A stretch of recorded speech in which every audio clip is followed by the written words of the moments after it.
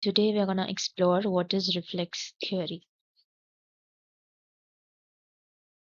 So, reflex theory was proposed by Sir Charles Sherrington.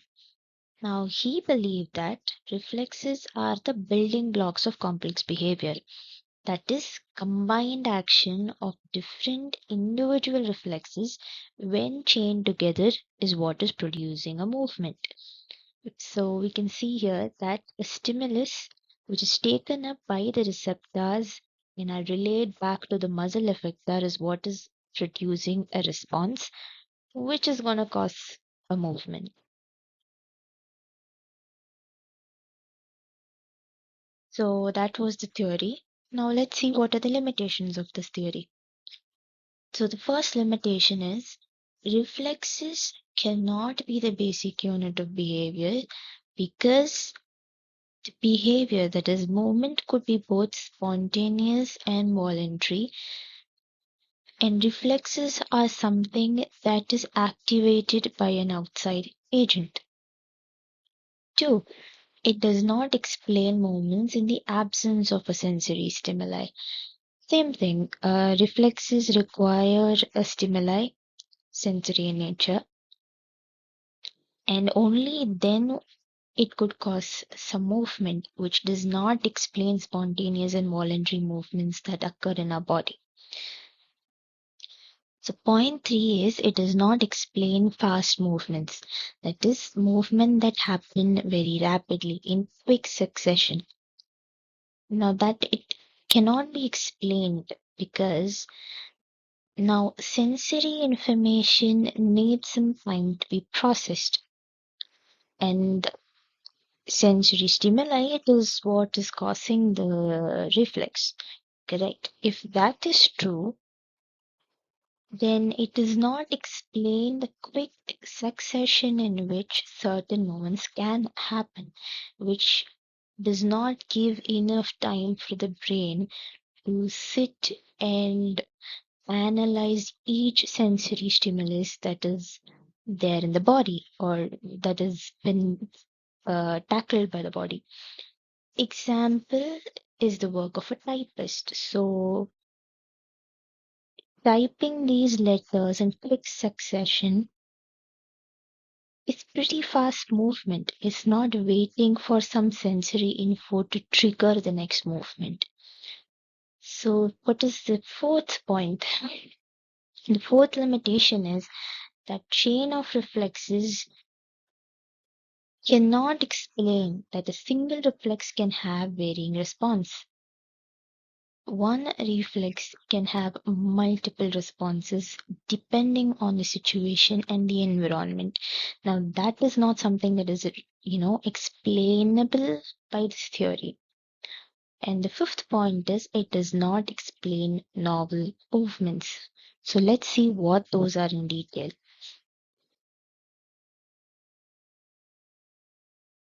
So what are some example of reflexes? Reflexes could be something like blinking when something comes close to your eyes, when you retract your hand when you touch something hot. So if reflexes is the basic unit, then all movements will become automatic and involuntary, which is not true. And this is what explains the first limitation that we saw. In real life, we have both spontaneous movement. That movement occurs without an external trigger, and voluntary movements that we decide to do something consciously, like waving at someone. These are no reflexes and they involve planning, motivation, memory, and decision making. The next one that we're going to see is how uh, reflexes does not explain the movement that occurs in the absence of sensory stimuli. Example, when you decide to stand up and walk, when a child starts playing or dancing without any external cues. Now, that explains the second limitation. Then we have that each reflexes have a varying response depending on the situation. Example, for a normal response to fire, the first instinct is to pull your hand away. But in a scenario when a mother is trying to save a child from the fire, these reflexes are overridden to save the child, and it does not explain how reflexes could be the basic unit then. Then the final one would be how it fails to explain transference of activity. Let's take an example of a person who knows to play both a cello and a violin. If he essentially learns to play a piece in one of them, there could be a transference of activity where he'll be able to play it on both of those instruments. And if reflexes are the basic unit of behavior, it does not explain that action. So these were the limitations of the reflex theory. Let's see the clinical implications. First clinical impression is, if reflexes are the basis of functional movement, then testing reflexes will predict the function. How is that used? Basically, we do test reflexes in all neurological conditions. The presence or absence of it give us some idea of what could be the issue going on in there. Let's finish with the second point as well. So, movement behaviors are interpreted in terms of presence or absence of controlling reflexes. Now, the good example for both of these points would be,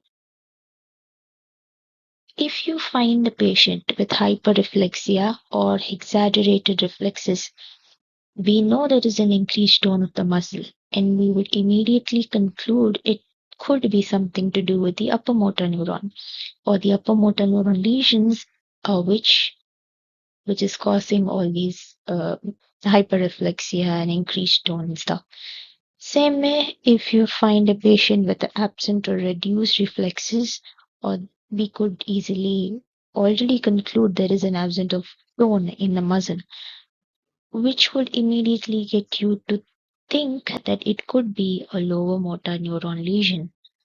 Now, the third point here would be, retraining motor control will or could focus on enhancing or reducing the effects of various reflexes during motor tasks. Now, there are two people who have found two different neurological approaches based on this fact. The first example would be your NDT or Bobath neurophysiological approach,